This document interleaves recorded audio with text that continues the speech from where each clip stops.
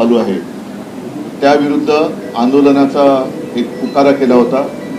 त्यानुसार मी आणि सर्व शिवसैनिक यांनी गेल्या म्हणजे कालच्या नेत्याच्या गेल्या रविवारी दादर इथल्या हनुमान मंदिराच्या समोर महाआरती केली, रामरक्षा पठण केलं। त्याच्यानंतर हा कार्यक्रम आता महाराष्ट्रात अनेक ठिकाणी व्हायला लागलेला आहे। येत्या 18 तारखेला नागपूरमध्ये हा कार्यक्रम होईल, जिथे मी स्वतः जाणार आहे। माझा प्रयत्न आहे की आता हिंदूंनी झोपून चालणार नाही, जागा झालं पाहिजे। आपल्या हिंदुत्वाचा, आपल्या हिंदू धर्माचा दुरुपयोग करून जर लुटण्याचा कार्यक्रम कोणी करत असेल तर त्यांना आता त्यांची जागा दाखवण्याची वेळ आलेली आहे। एकूणच काय की सध्या देशामध्ये फार विचित्र परिस्थिती आहे। मी मागेही बोललो होतो, कदाचित तुमच्याशीच बोललो होतो का आणखी कुठे बोललो होतो कल्पना नाही मला, पण बऱ्याच वर्षानंतर देशात आणि महाराष्ट्रामध्ये विरोधी पक्षाला प्रचंड काम आहे। कारण जिथे बोट दाखवू तिथे भ्रष्टाचार चाललेला आहे। रस्त्यावरती खड्डे आहेत, पण रस्ते करणाऱ्यांचं ज्यांचं काम आहे ते गडकरी साहेब इथेनॉलवरती बोलत आहेत। तर एकूणच काय की अंधाधुंद कारभार सुरू आहे। आणि म्हणून मग मी असं ठरवलं की प्रत्येक वेळेला एकाच विषयासाठी प्रेस कॉन्फरन्स घ्यायची।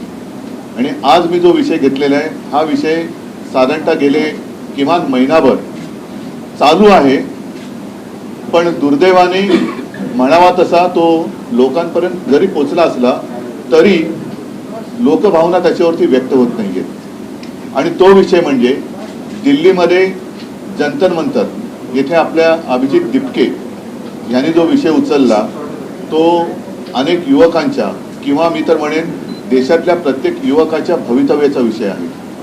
नीट परीक्षेचे पेपर फुटले, त्याच्यानंतर अनेक विद्यार्थ्यांनी आत्महत्या केल्या, कोणी त्याच्याकडे लक्ष दिलेलं नाहीये। सरकारला वेळ नाहीये, सत्ताधारी पक्षाला इतर पक्ष फोडाफोडीमध्ये जास्त रस आहे, पण जिथे देशाचं नशीब फुटतंय, विद्यार्थी आत्महत्या करतायत, त्यांच्याकडे लक्ष द्यायला त्यांना वेळ नाहीये।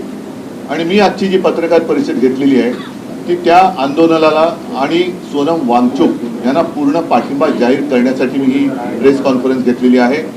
सोनम वांगचुक एक मला येऊन भेटून गेले गेल्या महिन्यामध्ये। नेहमी मला त्यांच्याबद्दल एक आदर राहिलेला आहे।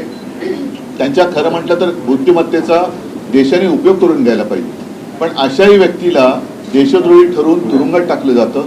आज ती व्यक्ती तिकडे आमरण उपोषणाला बसलेली आहे, दिवसागणिक त्यांची तब्येत खालवत चाललेली आहे। 16 दिवस झाले। मी 4 दिवसापूर्वी मुद्दामून अरविंद सावंत यांना त्यांच्या भेटीसाठी पाठवलं होतं। मी फोनवरून त्यांना विनंती केली की सोनमजी तुम्ही प्राणांतिक उपोषण करू नका, कारण तुमच्यासारख्या व्यक्ती या देशाला पाहिजेत। आणि सरकारला काय पडलेलं नाही, अशा एक एक व्यक्ती जर आपणून जात असतील तर सरकारला ते हवंच आहे असं नाईलाजाने मला म्हणावं लागतंय। आज कोणाच्याही लक्षात असेल किंवा नसेल, 2018 साली JD अगरवाल यांनी गंगेसाठी आमरण उपोषण केलं होतं। मला वाटतं 115 दिवसाचं उपोषण होतं।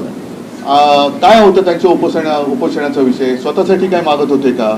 तर गंगेमध्ये जे काय सगळं बट्ट्याबोळ झालेला आहे गंगेचा, त्याबद्दल त्यांनी ते उपोषण केलं होतं। त्यांनी प्राण सोडला, कोणी त्याची तशी म्हणावी तशी दखल घेतली नाही। गंगेत अजूनही त्याच्यानंतर कोरोना आला, गंगेमध्ये मृतदेह सोडले गेले, सगळं बट्ट्याबोळ चाललेलं आहे। आणि आज देखील सोनम वांगचुक यांची प्रकृती ही दिवसागणिक खालवत चाललेली आहे। मी तर म्हणेन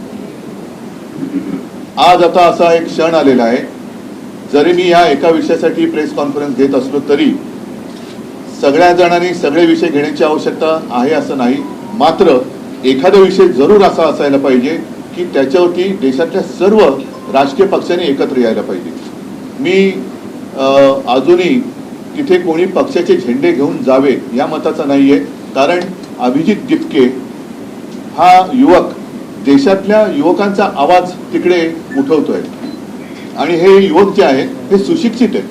म्हणजे आज सकाळी मी ते सोशल मीडियावरती बघितलं, ते असेल तर भयानक आहे, कारण 20 तारखेला मला वाटतं त्यांनी मोर्चा आयोजित केलेला आहे। आणि अभिजित दिपकेने असा एक दावा केलेला आहे की येत्या 20 तारखेच्या आत काही गुंड तिकडे सोडून हिंसाचार माजून हे आंदोलन उधळून लावण्याचा काही जणांचा प्रयत्न आहे। हे फार हिणकस आणि नीच वृत्तीचे लक्षण आहे। एकूणच सोनम वांगचुक आहेत, अभिजित दिपके आहे आणि सगळे जे काही युवक आहेत हे कोणासाठी लढत आहेत?